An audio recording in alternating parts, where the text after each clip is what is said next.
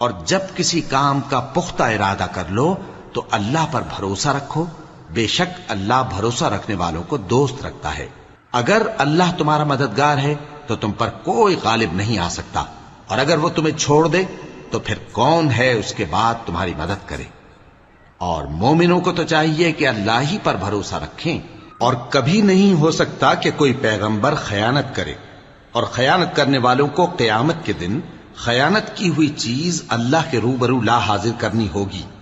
پھر ہر شخص کو اس کے اعمال کا پورا پورا بدلہ دیا جائے گا، اور ان کے ساتھ بے انصافی نہیں کی جائے گی۔ بھلا جو شخص اللہ کی خوشنودی کا تابع ہو وہ اس شخص کی طرح ہو سکتا ہے جو اللہ کی ناخوشی میں گرفتار ہو، اور جس کا ٹھکانہ دوزخ ہے اور وہ برا ٹھکانہ ہے۔ سب لوگوں کے اللہ کے ہاں مختلف درجے ہیں، اور اللہ ان کے سب اعمال دیکھ رہا ہے۔